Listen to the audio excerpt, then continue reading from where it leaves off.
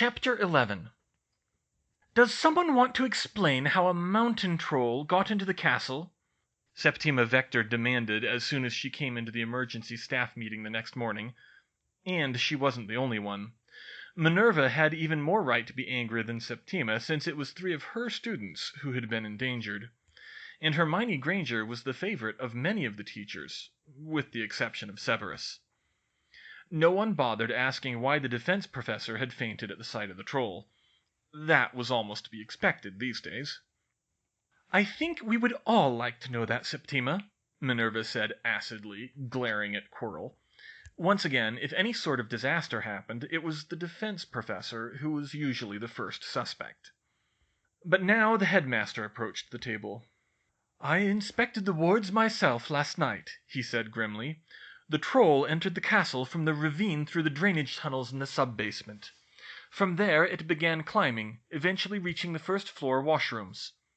"But why didn't the wards alert us when it entered the grounds, much less the castle?" Minerva protested.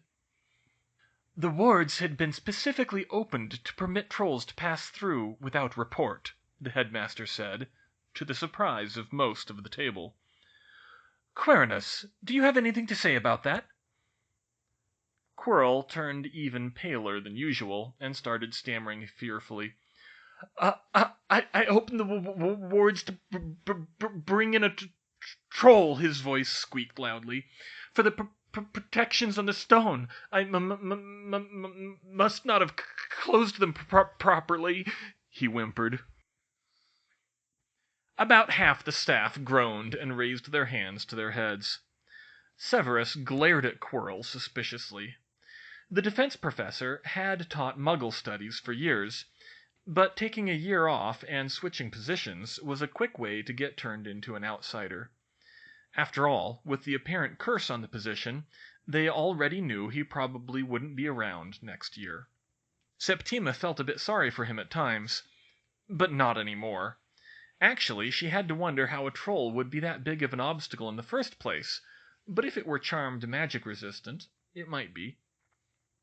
"Your mistake nearly got 3 of my first-year students killed, Quirinus," Minerva hissed, slipping deeper into her Scottish brogue. "Frankly, you're lucky we don't have anyone to replace you at the moment, or you'd be out of here by the end of the day." "As it is, that is not possible," Albus said gently. "I resealed the anti-troll wards last night and checked all the other wards for good measure. The castle is once again secure." "Secure against anything but more incompetence," Bathsheba babbling commented. "There is another issue to be addressed," Septima said harshly. "I move that we review our emergency procedures. In the chaos last night, only I and 2 of Miss Granger's classmates remembered that she was not at the feast. It is unacceptable that we would lose track of a student like that. Miss Granger's extraordinary arithmancy skills might well have saved her life, since it seems no one else remembered to look for her." Minerva turned noticeably pink at that. "The prefects should be required to do a head count in such a situation and report anyone who is missing." Phileas and Pomona instantly agreed to that, and the motion carried quickly, with the 3 of them drafted to make the review. "Very good," Albus concluded. "Now, Severus, I believe you have an additional security concern?" "Yes," the potions master said. "Letting the troll into the castle would have been the perfect distraction for someone to try to steal the stone. Perhaps a mission of opportunity, or perhaps not."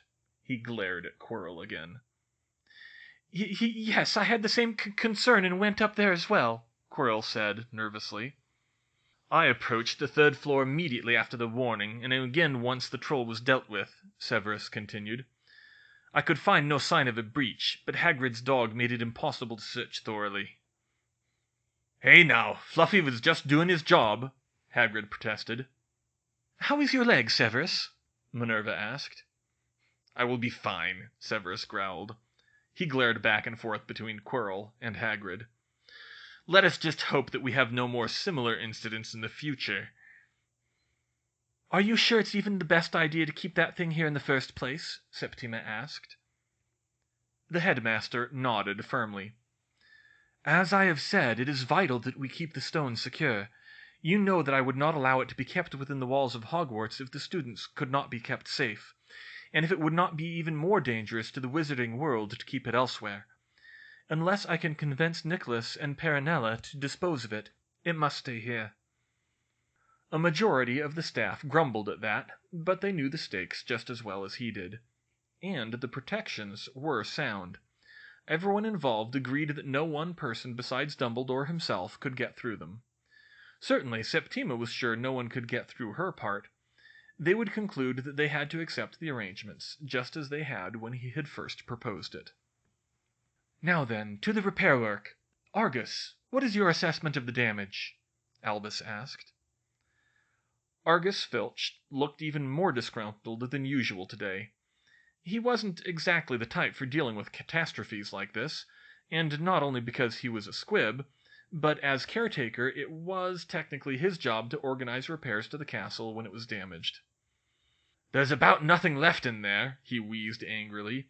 "It'll take you lot all weekend just to clear out the debris. I don't have the tools for that. We'll have to knock out parts of the walls and rebuild them if we want to do it right. Install all the fixtures from scratch. Why do you have to go and make such a mess of things, Quirrell?" "Thank you, Argus," Albus replied. "I myself will oversee the repairs. The ancient magic within the walls of Hogwarts is a rather tricky medium to work in. Once the walls are repaired, it should be simple to install new plumbing fixtures. We should be able to reopen the bathroom in a very few weeks." Hermione was correct that they were to brew the dizziness draught in potions class. Dean had no objection to working with Harry, so she helped Ron muddle through.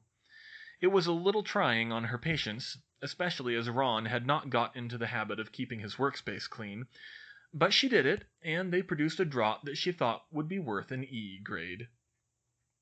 Surprisingly, Professor Snape didn't say anything about their new partner arrangement. In fact, the class was unusually pleasant today. Not because of Snape's temperament, indeed he was a good deal more acerbic than usual, but because he never once rose from his desk, and that meant he couldn't wander the room making his usual caustic comments to the Gryffindors and gratuitous compliments to Draco Malfoy. "Seems kind of suspicious, don't you think?" Harry said at lunch. "What do you mean?"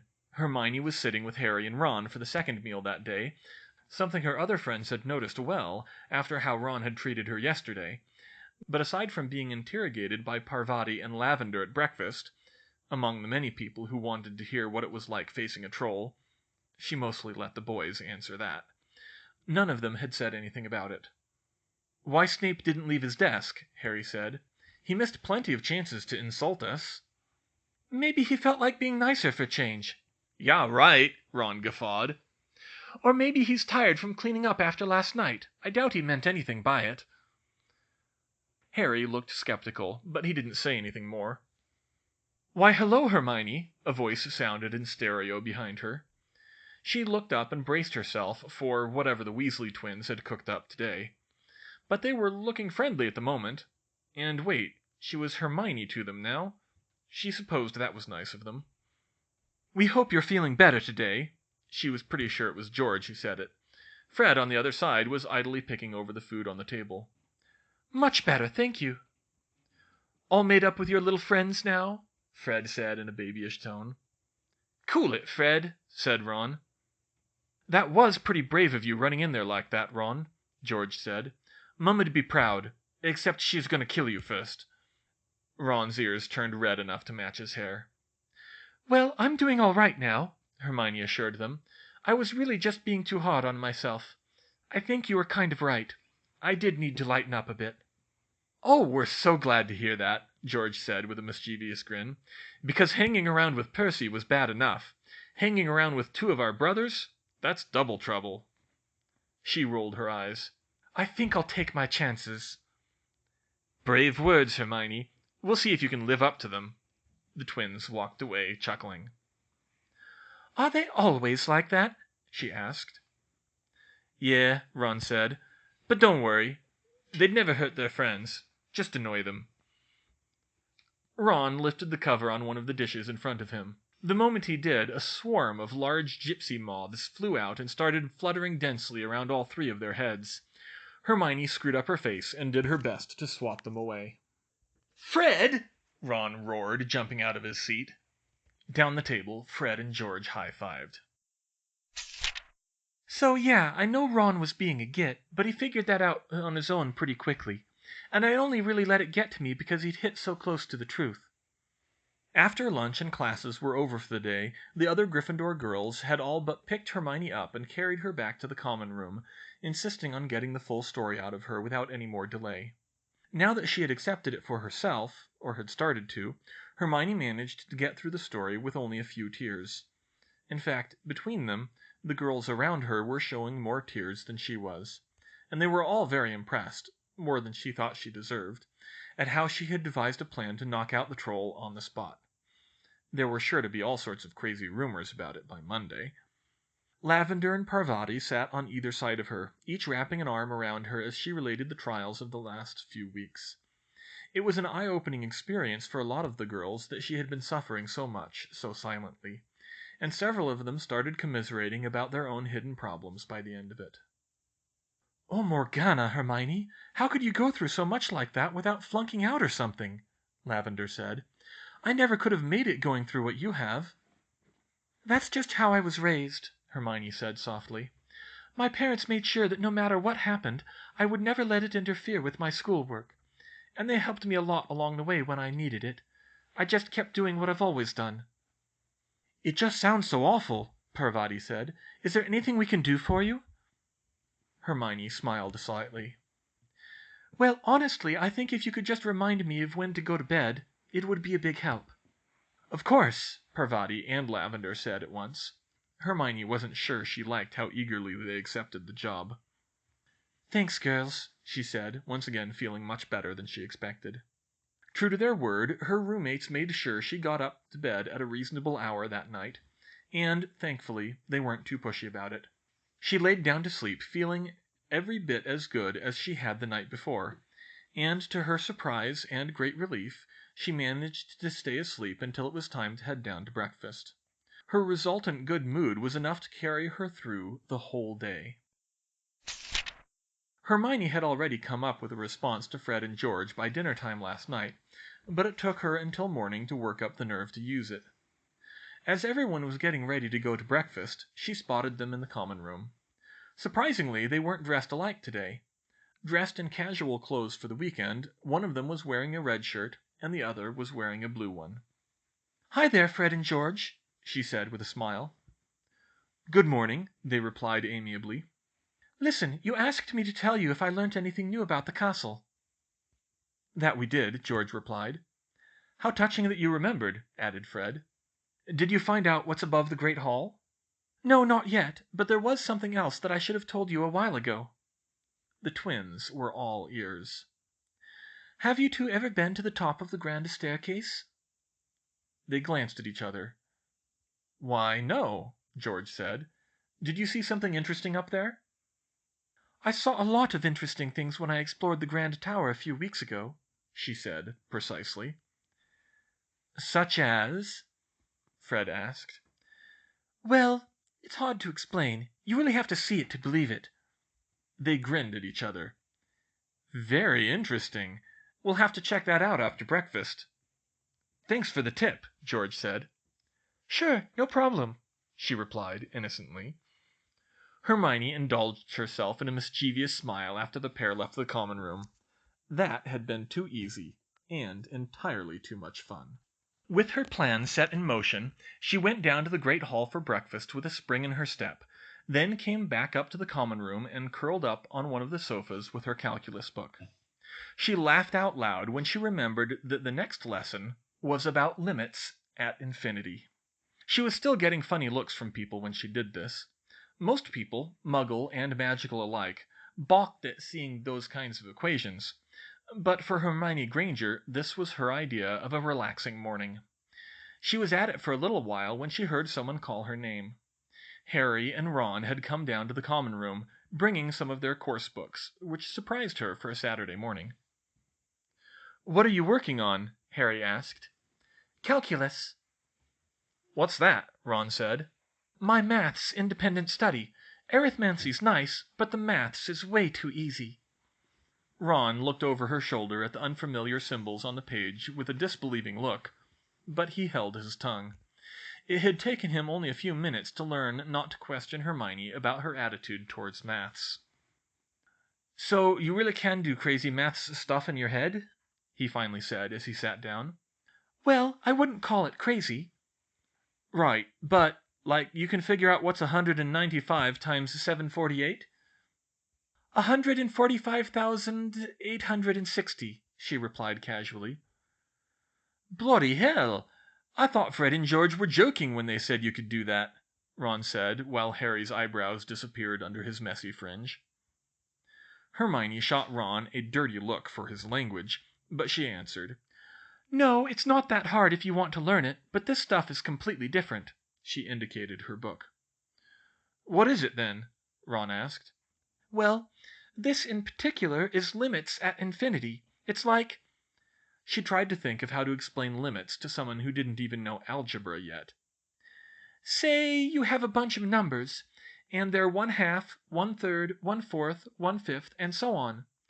What number would you get if you kept going on forever?" Ron looked perplexed, but Harry tentatively said, "I guess 0. "Right, it's like that, but a lot fancier." Ron and Harry looked at each other and shrugged their shoulders. "What are you working on, then?" she asked them. Harry sighed. "Transfiguration. I don't know how I'm going to get all this stuff done with all the extra Quidditch practices Woods scheduled. Do you think you could give us a hand?" Hermione closed her book. "Sure, as long as you don't expect me to do it for you. Let me see." With her help, both boys got through quite a bit of their Transfiguration homework that morning. They barely noticed her frequent glances towards the common room door. But her vigilance paid off when, nearly at lunchtime, 2 disheveled and disturbed redheads ran into the common room.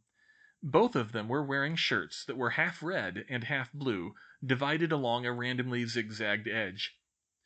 "Hermione Granger!" they yelled as they stumbled over and knelt on either side of her chair. "Whoa, what happened to you?" Ron asked. "We were in the grand staircase, and way, way above the top. And there were..." Both of them were out of breath and incoherent, and Harry and Ron were baffled. But Hermione just smiled smugly and said, "So, how high did you get?" to her friend's amazement. "Big, huge moths!" Fred held his hands a couple of feet apart. "Crawling everywhere," George added. "We got swarmed. We tried to repel them with our wands. The magic didn't like that. Our shirts..." "Wow, that sounds like it's about as high as I got.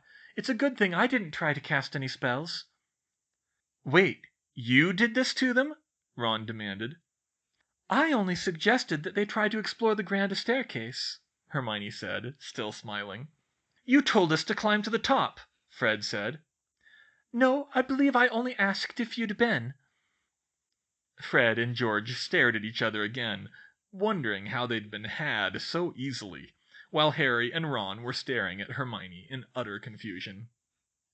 "I'm pretty sure the grand staircase just goes on forever," she explained. "But it all has to fit in the tower, so it keeps getting smaller, and the bugs and mice and stuff look huge when you get high enough.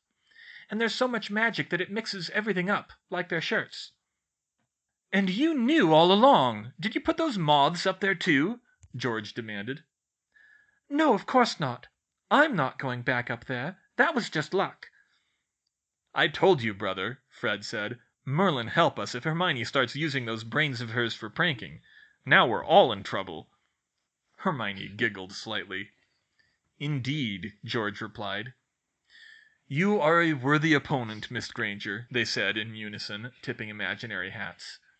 They stood and backed up the boys' staircase as if not wanting to take their eyes off her. "Wicked! You actually managed to prank Fred and George?" Ron said. "Oh, I've got to write Ginny about this.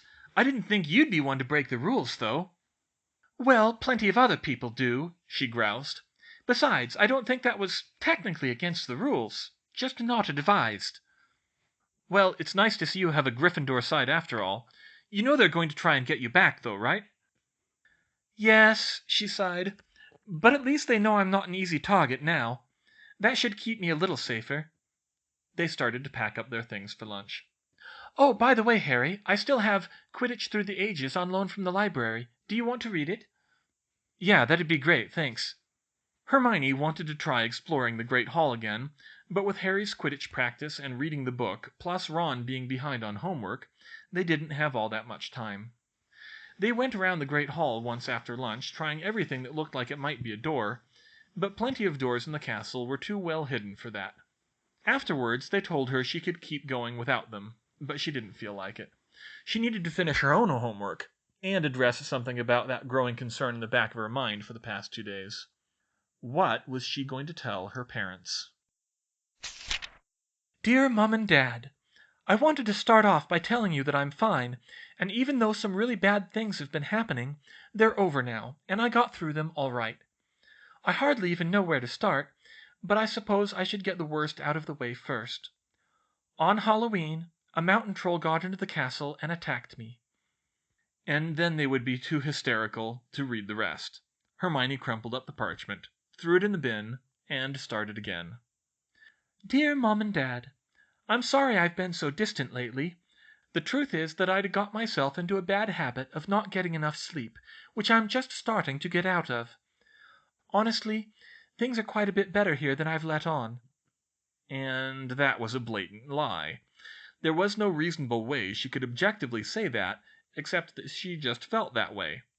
Try again. Dear Mom and Dad, I think things are finally looking up here at Hogwarts. This was ridiculous. Was she really going to keep it from them?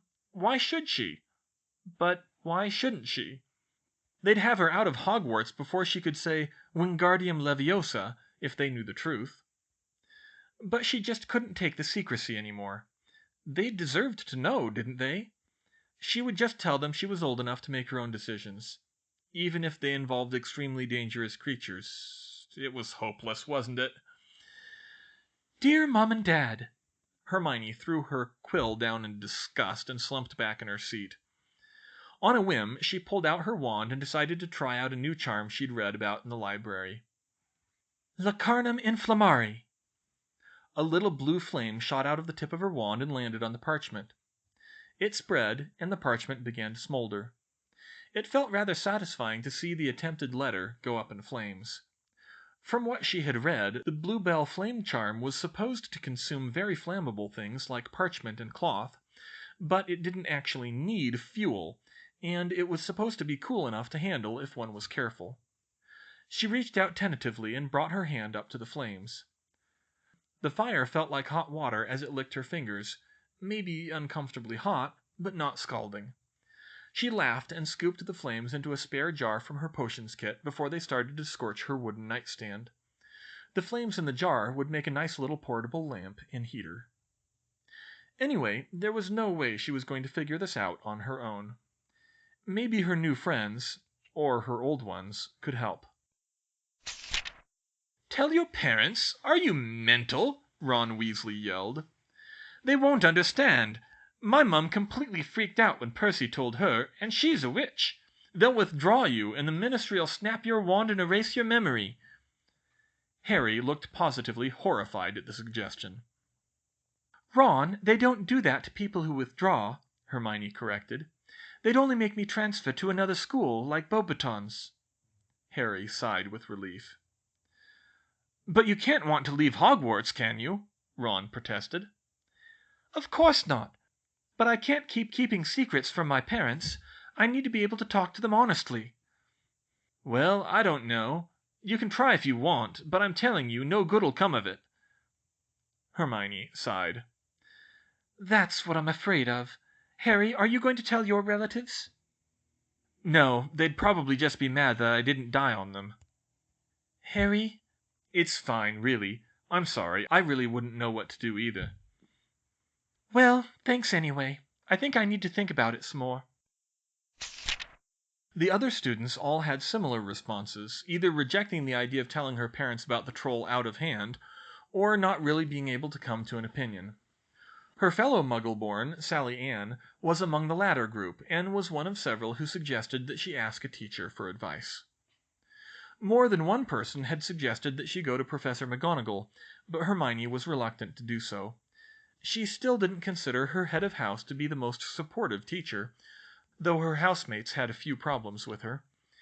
And, more to the point, she was a little worried about the consequences of any stories, other than the glossed-over version she'd told reaching the ears of the deputy headmistress. It took her longer than it ought to have, well into Sunday afternoon, before she remembered that there was one adult in the castle who did know the full story. Or more of it than the others, anyway. Of course, it was Sunday, and no one held office hours on Sunday, if she deluded herself into thinking she'd get the letter done today at all. So Hermione screwed up her Gryffindor courage and took a different tact. Few students besides the Weasley twins ever thought about where the teachers slept at night. Professor Trelawney, of course, stayed cooped up in her tower, and Professor Dumbledore's apartment was known to be above his office. Mary DeStaff often commuted, at least on the weekends, but most of the teachers weren't married. They were never really seen going in and out of their residences, as they usually stayed out until curfew themselves. It was only by paying careful attention while she was mapping the school that she figured out that the staff apartments were located in the Great Tower and the body of the West Wing. Her main clue had been the cluster of unusually notable portraits in the area. Her attention was first drawn there by a portrait that she was amazed that she could recognize as John Flamsteed, the first Astronomer Royal, who had been appointed before the Statute of Secrecy was enacted. The rest she could only identify as notable thanks to her overzealous reading habits. The Irish druidess Cleodna, a known animagus and one of the greatest transfiguration mistresses of the medieval period, appeared on one stretch of the corridor. Charm's mistress Hedwig of Vienna graced the corridor nearby. On the floor below was the preeminent Renaissance potioneer Zygmunt Budge.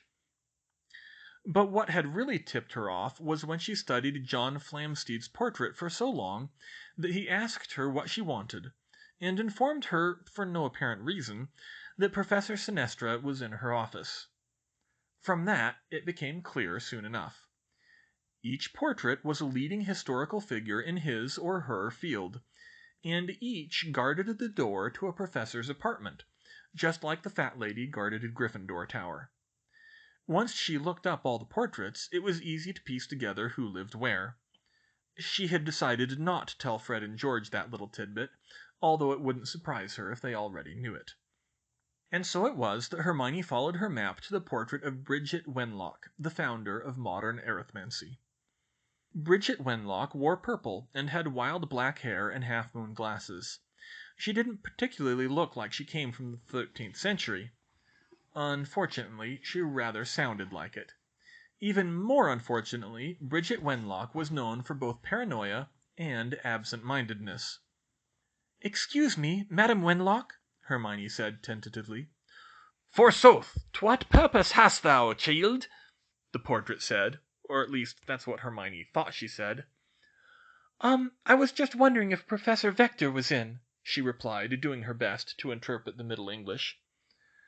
"And who may thot be?"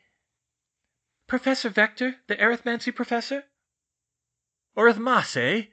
the portrait shouted. "I am the arithmancy professor here. Has this Vector stolen me theories?" "What? No." "Ich will not have hit." "Madam Wenlock, you're a painting," Hermione pleaded. "You haven't been the arithmancy professor for 700 years. I was hoping I could speak with Professor Vector. This is her apartment, isn't it? I could come to her office tomorrow if she's not in." "Students are not to be given access," Wenlock started, but then the portrait frame swung open and Professor Vector was standing in the doorway, smiling. "Miss Granger, what a pleasant surprise," she said. "Hello, Professor," Hermione said nervously. "I was wondering if I could talk to you." Of course. Come in." Vector led her into a small parlor with a tea table and a couple of chairs and a desk in the corner.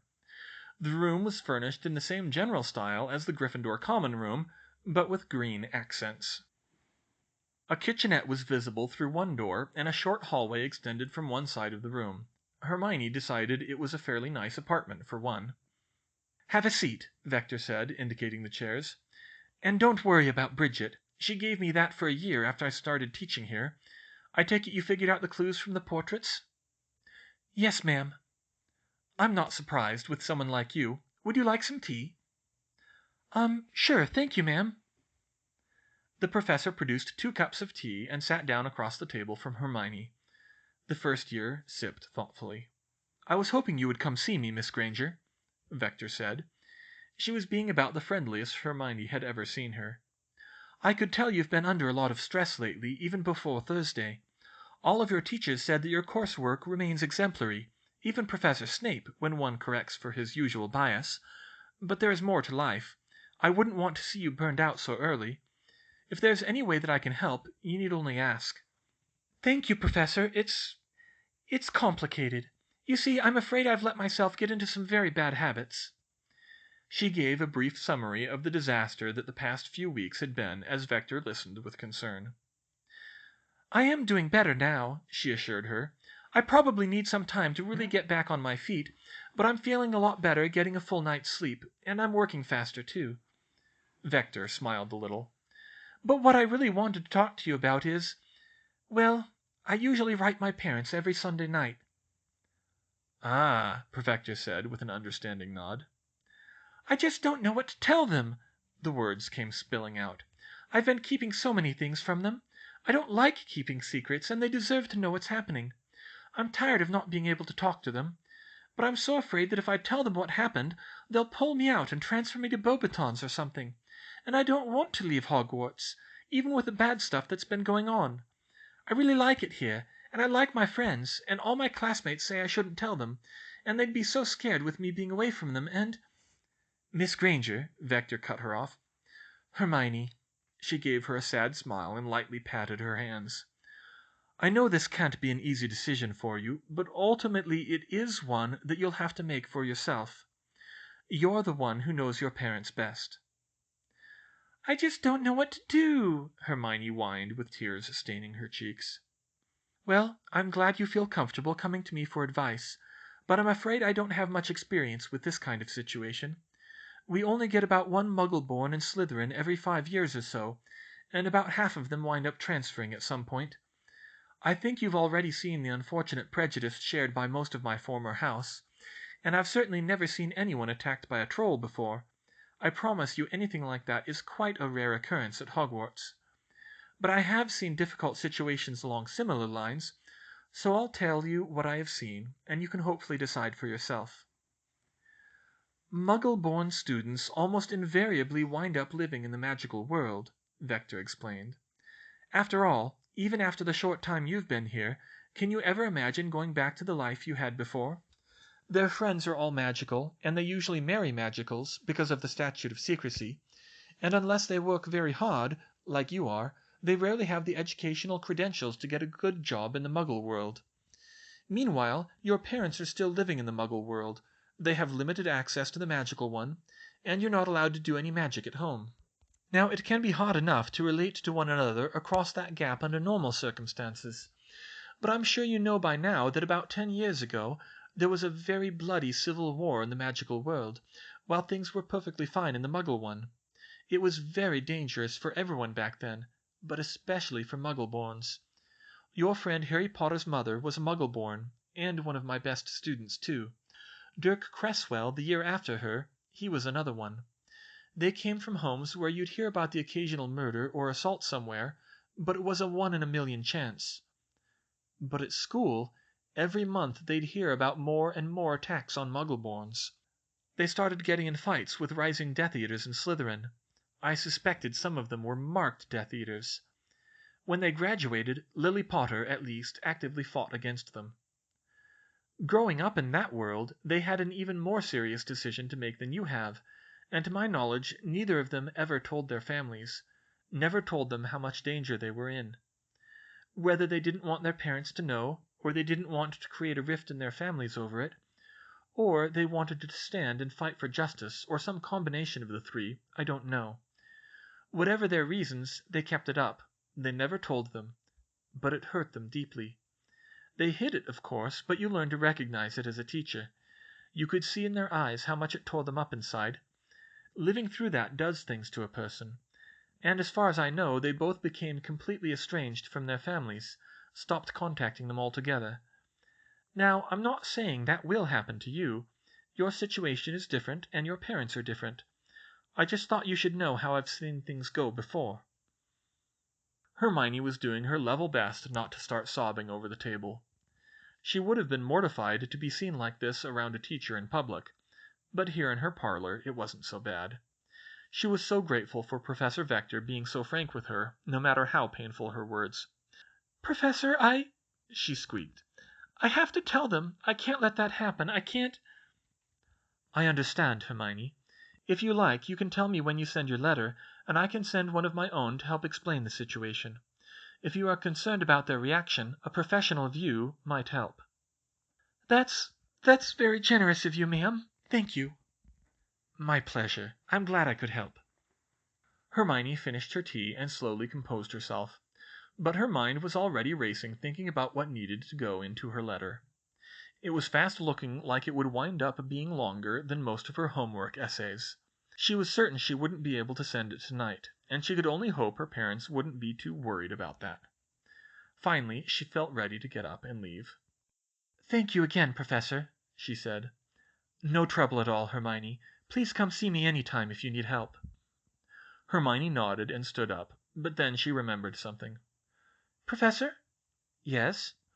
"There was one other thing I was wondering about. How did you stop that troll so easily?" Professor Vector smiled. "That?